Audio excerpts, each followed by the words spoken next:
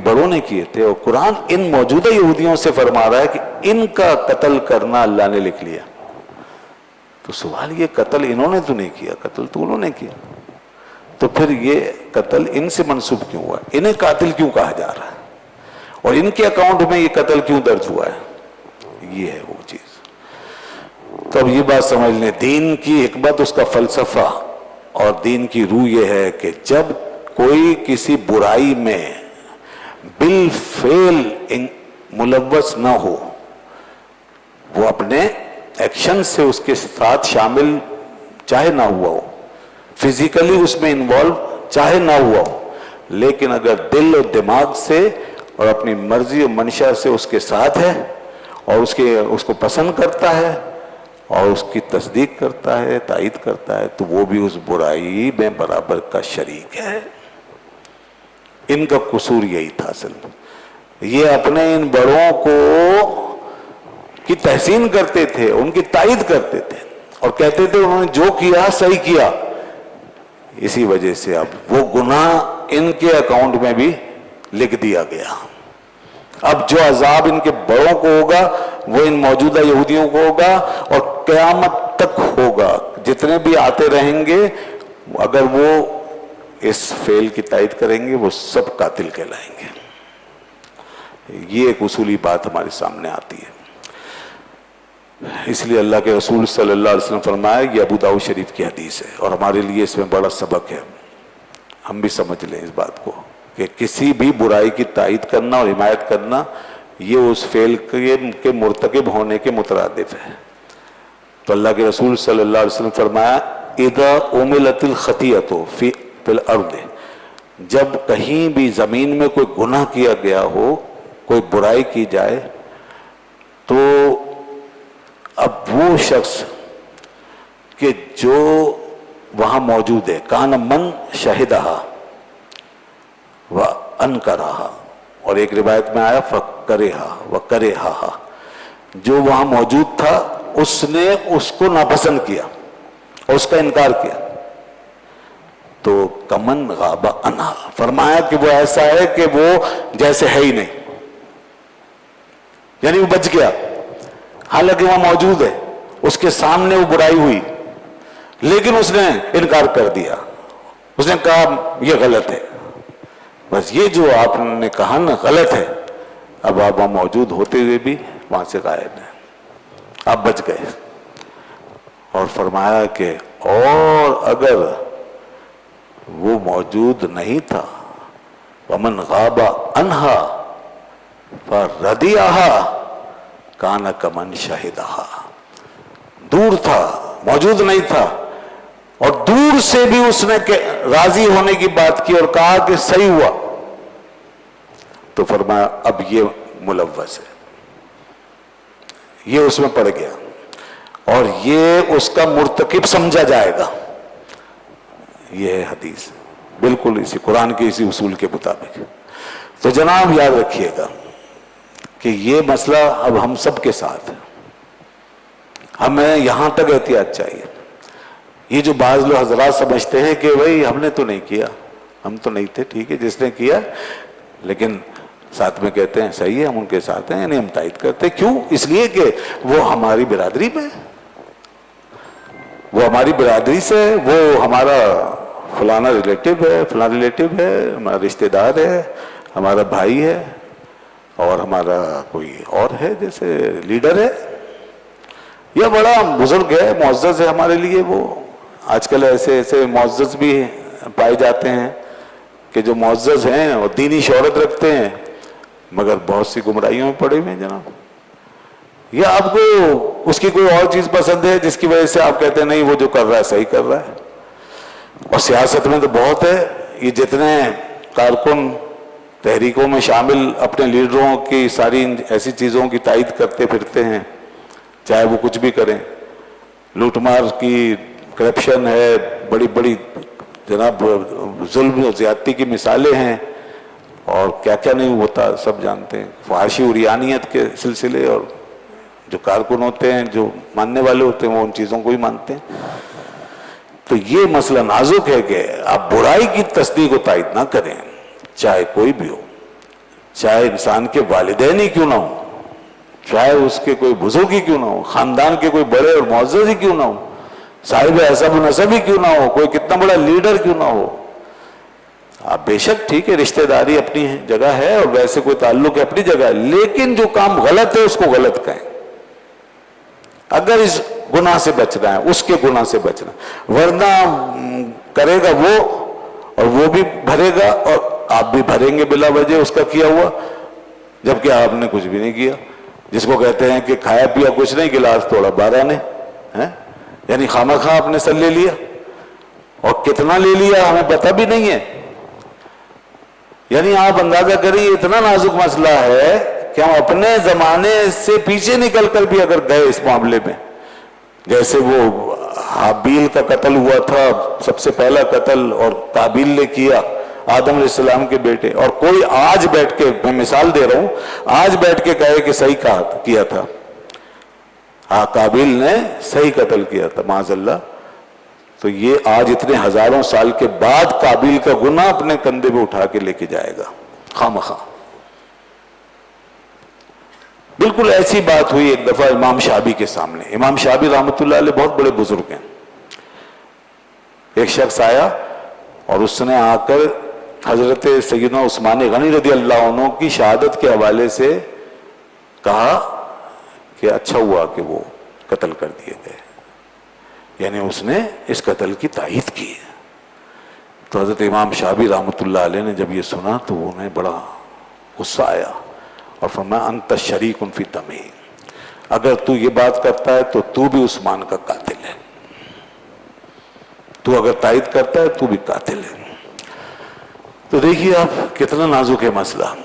آج کیسے لوگ بہت سی ایسی باتیں کرتے ہیں، یزید کے حوالے سے لے لیجئے، کس طرح اس کی تائید کرتے ہیں، اس کی تعریفیں کرتے ہیں اور کہتے ہیں بس وہ بالکل صحیح تھا، یعنی اس کے وہ جرائم کے جو پوری امت مانتی ہے، پوری امت، یعنی وہ لوگ بھی مانتے ہیں کہ جو اس کو مسلمان کہتے ہیں، کافر نہیں کہتے، لعنت کے وہ قائل نہیں، وہ بھی مانتے ہیں کہ یہ جرائم تو اس کے نامہ اعمال میں ہیں، یہ تو اس نے کیے ہیں۔ تو اب آج لوگ جو ہیں اس کی محبت میں یہاں تک آگے چلے گئے کہ نہیں وہ تو بڑا مومن تھا، امیر المومنین تھا، اور تابعی بزرگ ہے، تابعی ہے رضی اللہ عنہ رحمۃ اللہ علیہ، کیا کیا وہ کہنے لگ جاتے ہیں۔ تو اس کا مطلب ہے یہ یزید کے سارے نامہ اعمال میں شریک ہونے جا رہے ہیں۔ کتنا بڑا بوجھ اٹھائیں گے کہ کربلا والوں کی شہادت، آل رسول کی شہادت، یہ گناہ اس کے نامہ اعمال میں سب سے بڑا، اور پھر اس کے بعد اہل مدینہ پہ حملہ، پھر کعبۃ اللہ پہ اٹیک، اس کے مظالم کی داستانیں بہت طویل ہیں، اور پھر اس کا فسق و فجور، یہ سب چیزیں سب اٹھا لیا انہوں نے خواہ۔ تو ہم کہیں ایسا نہ ہو کہ وہاں جا کے یہ پچھتاوا ہمیں ہونے لگے کہ لو جی جو کام ہم نے کیا نہیں، خواہ ہمارے گلے میں پڑ گیا، اور ایسی چیزیں پڑ گئیں جو ہم کر بھی نہیں سکتے تھے، ہم نے محض تائید کر کے اور حمایت کر کے ان کو گلے کا توق بنا دیا۔ ظاہر ہے آج کون کر سکتا ہے ایسا گناہ؟ اب تو اللہ کے نبی بھی نہیں دنیا میں، اور وہ صحابہ بھی نہیں، اہل بیت بھی نہیں، لیکن یزید کی تائید و حمایت کر کے اور اس کے سارے کاموں کی تحسین کر کے خواہ اہل بیت اطہار کے قتل کا ذمہ اٹھا لیا۔ تو یہ بہت خطرناک معاملہ ہے، اس کو ہمیں ہر لحاظ سے دیکھنا ہوگا۔ دین کا اصول ہے کہ جب بھی کوئی اس طرح کرے گا تو وہ اس کا ذمہ دار ہوگا، رسپانسبل ہوگا۔ آج کے دور میں سوشل میڈیا بہت استعمال ہوتا ہے، ہم اس میں بھی سمجھتے ہیں کہ کوئی فرق نہیں پڑتا، کسی کو لائک کریں کسی کو ڈس لائک کریں، کیا فرق پڑتا؟ ایک چیز ہمیں اچھی لگی ہمیں لائک کر دیا، اچھا اب جو اچھی لگی آپ کو یہ سمجھ لیجئے کہ وہ اللہ اور اس کے رسول کو بھی اچھی لگی یا نہیں، بس۔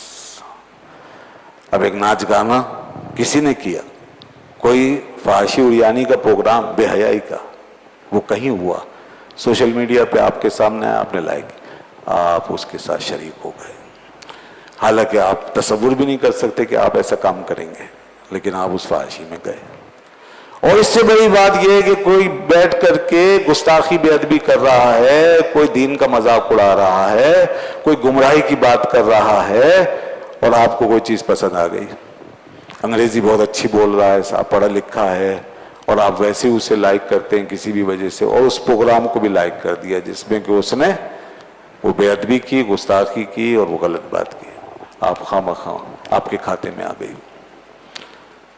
تو اس طرح نہ کردہ قسم کے گناہوں کا بوجھ ہم بڑھاتے چلے جائیں گے، اس سے بچنا بہت ضروری ہے۔ اب اس میں آپ کی تسبیح بھی چل رہی ہے، مصلی بھی چل رہا ہے، عبادتیں بھی چل رہی ہیں، لیکن آپ اس کو غلط سمجھ ہی نہیں رہے، آپ سمجھ رہے نارمل سی بات ہے، کوئی معمولی سی بات ہے، کیا ہے، اس سے کیا فرق پڑے گا؟ پڑ گیا فرق۔ نماز اپنی جگہ، روزہ اپنی جگہ، مگر گناہوں کا یہ سلسلہ آپ خواہ مخواہ بڑھاتے چلے گئے، نہ معلوم کہ اللہ تعالیٰ نے اگر غضب کی نگاہ سے ادھر دیکھ لیا تو پھر ساری نمازیں گئیں، سارے روزے گئے، سارے حج گئے، اور نہ معلوم کہ کوئی گناہ ساری نیکیوں پہ غالب آ گیا اور سب غارت ہوا تو پھر پھنسے۔ تو اس لیے ڈرنا چاہیے، اور ہمیں لائک اور ڈس لائک کرتے ہوئے بھی سوچنا چاہیے کہ کیا لائک کریں کیا نہیں، اس کانٹینٹ کو دیکھ لیں، اس بات کو سمجھ لیں، اس چیز کو جس میں آپ کہیں، آپ بالکل ایک واضح دلیل پہ کھڑے ہوئے ہونے چاہیے کہ ہاں یہ جو کانٹینٹ ہے، یہ جو بات ہے، میں اس کی تائید کر رہا ہوں۔ جیسے رسول اللہ صلی اللہ علیہ وسلم نے بخاری شریف کی حدیث کے مطابق جب حضرت ابو ہریرہ رضی اللہ عنہ کے پاس شیطان آیا اور اس نے جب ہزاروں لاکھوں باتوں میں سے ایک بات بڑی صحیح کی اور کہا کہ آیت الکرسی پڑھ لیا کرو، اس سے محفوظ رہو گے، ساری رات بچے رہو گے، تو حضور نے فرمایا تھا کہ ہے جھوٹا مگر بات سچی کی ہے۔ تو رسول خدا صلی اللہ علیہ وسلم نے اس کی اس بات کی تصدیق فرمائی، اور وہ بات وہی ہے جو دین میں بھی ہے کہ آیت الکرسی، اس کی اس نے فضیلت سنائی تھی، فرمایا یہ بات صحیح۔ تو ہمیشہ یہ سمجھ لیں کہ کتنی بات کی تصدیق کر رہے ہیں۔ اب ابلیس کا کیس ہے، مگر اللہ کے رسول نے جو بات صحیح تھی اس کو صحیح کہا۔ یہ بھی ہے، جتنی بات صحیح ہے اس کی تائید کریں، جو کچھ دین و شرع کے مطابق ہے اس کی حمایت کریں، اور جو غلط ہے فوراً ریجیکٹ کر دیں۔ اب اسی طرح یہ جو فیصلے ہوتے ہیں، دیکھیے ہمارا قادیانیوں سے کوئی واسطہ نہیں، الحمدللہ، ہم سوچ بھی نہیں سکتے کبھی ایسی بات، اللہ محفوظ رکھے اس فتنے سے، لیکن فیصلہ کیا سپریم کورٹ نے، آج کیا یا کل کیا یا پہلے ہوئے، اور وہ فیصلہ ان کے حق میں ہے، اور ہم نے کی اس کی تائید، تم خواہ مخواہ قادیانیت کے اندر اپنا اکاؤنٹ کھلوانے چلے گئے۔ اب گناہگار تو وہ ہوئے جج جنہوں نے یہ فیصلہ کیا، جو بھی ان کو لگے گا حکم قیامت کے دن پتہ چلے گا انہوں نے اپنی عاقبت کتنی خراب کی، کہ اگر انہوں نے قادیانیوں کو کوئی موقع دیا ہے، قادیانیوں کی کوئی تائید کی ہے، اور ہے ہمیں اعتراض ہے اس فیصلے میں، اس سے پہلے بھی تھا، اور اب پھر جو ریویو پٹیشن آیا ہے اس میں بھی کچھ چیزیں ہیں، ہاں جو چیزیں صحیح ہیں اس کی تائید کریں گے، بالکل اس میں کوئی اختلاف نہیں ہے، جیسا کہ ہمیں دین کا حکم ہے۔ انہوں نے کہا قادیانی غیر مسلم ہے، احمدی ہوں، مرزائی ہوں، کوئی بھی لاہوری گروپ ہو، یہ سب غیر مسلم ہے، آئین کی روح سے، دین کی روح سے بالکل غیر مسلم ہے، یہ بالکل ٹھیک کہا ہے۔ تو اس فیصلے میں یہ بات بالکل درست ہے کہ انہوں نے غیر مسلم قرار دے دیا، لیکن اس کے ساتھ ساتھ جہاں جس شک کے اندر دین کے معاملے میں ان سے تساہل ہوا اور آئین اور قانون کی روح کے منافی جو بات اس فیصلے میں آئی ہے وہ علی شک ہے، جیسے میں کہا گیا خلوت میں ان کو اجازت ہے کہ وہ جو چاہیں کریں، تبلیغ کریں اور اپنی عبادت کریں، بات کریں، کچھ بھی کریں، یعنی وہ چیزیں جو کہ آئین انہیں منع کرتا ہے کہ آپ کو اسلام کی کوئی چیز لے کر کے استعمال نہیں کرنی، کیونکہ آپ غیر مسلم اقلیت ہیں، آپ اسلام کی کوئی چیز نہیں لیں گے، جیسے کہ کوئی بھی نہیں لیتا، آپ قرآن کو نہیں لیں گے، آپ اپنی کتاب کی بات کریں، قرآن کی بات نہ کریں، آپ ہمارے اصطلاحات اور شاعر یہ نہیں استعمال کریں، آپ اپنے آپ کو مسلمان شعوری کریں گے، آپ ہمارا کلمہ نہیں پڑھیں گے، کیونکہ یہ کلمہ محمد رسول اللہ کا ہے، یہ مرزا غلام احمد قادیانی کا کلمہ نہیں ہے، یہ محمد رسول اللہ صلی اللہ علیہ وسلم کا کلمہ ہے۔ تو یہ پڑھ کے آپ یہ دھوکہ نہیں دیں گے کہ اس میں مراد قادیانی ہے، مرزا قادیانی، نعوذ باللہ من ذالک۔ تو اس لیے ممنوع ہو گیا. تو یہ سب آئین میں تھا. اس میں خلوت جلوت کی کوئی قید نہیں ہے جناب، ان پبلک اور ان پرائیویٹ کوئی اس میں یہ ایسا فرق نہیں ہے. یہ بالکل ممنوع ہے اور ہونا بھی ایسی چاہیے. ہر عقل اور ذی شعور آدمی اس بات کو سمجھے گا، ہر عقل سمجھے گی کہ کسی بھی مذہب کے بارے میں یہی حکم ہونا چاہیے کہ جیسے اور مذاہب ہیں، اقلیتیں ہیں، ان کی بھی کوئی چیز لے کے ہم اندر باہر یا اندر ڈسٹورٹ نہیں کر سکتے. ہم اس کو لے کر کے اپنی مرضی کی اس پہ تفسیر نہیں چڑھا سکتے. بالکل ہے، آج ہم بھی اس کے پابند ہیں اور تمام اقلیتیں اسی طرح چلتی ہیں. یہ کون سی نسل ہے جس کو اس طرح کی چھوٹ دی جاتی ہے بار بار؟ جب اسے غیر مسلم اقلیت قرار دے دیا گیا اور اس پہ پابندی لگ گئی اور انہوں نے جب اللہ کے نبی کو آخری نبی ماننے سے انکار کر دیا اور اپنا نبی انہوں نے خود ڈر کے مان لیا، تو اب اپنی کتاب جو ان پہ نازل ہوئی ہے اس کو پڑھو، اس کی جو اپنی تعلیمات ہیں انہیں پڑھو. رسول اللہ کی حدیثیں کیوں لیتے ہو؟ اور اس کے گھر والے ہیں تو اس کے لیے کوئی اور لفظ استعمال کرو. اہل بیت کا لفظ کیوں استعمال کرتے ہو؟ کیسے ہو سکتا ہے؟ اہل بیت تو اللہ کے سچے رسول کے گھر والے ہیں اور تم اب اس کے ساتھ رہنے والوں کو اصحاب کیسے کہہ سکتے ہو؟ صحابی. تم کوئی اور ورڈ بولو اور لفظ بولو. دنیا میں ہزاروں لغتیں ہیں، تم صحابی کیسے کہہ سکتے ہو؟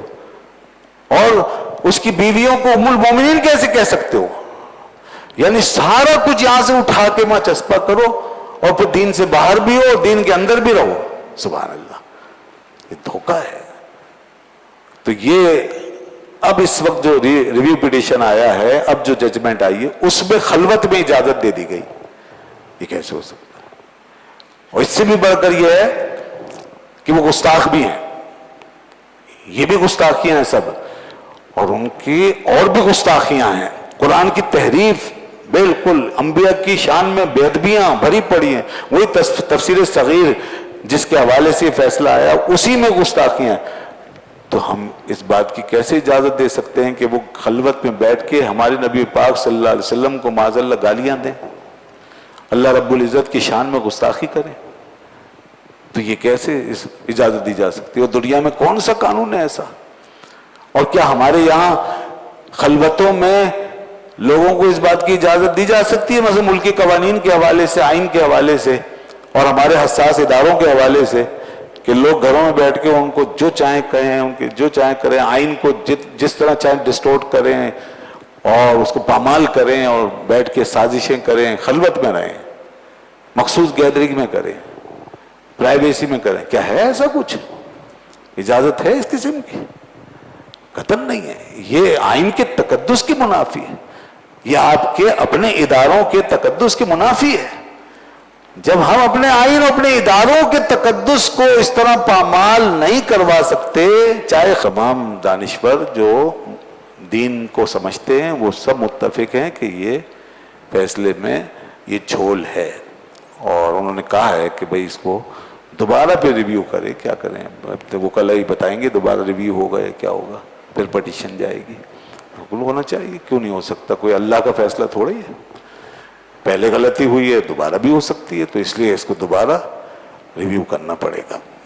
اللہ تعالیٰ ان کو ہدایت عطا فرمائے، نہ یہ اپنی آخرت تباہ کریں نہ ہماری آخرت تباہ کریں، اور ہم سب کو اللہ تعالیٰ صحیح دین پر قائم و دائم رکھے.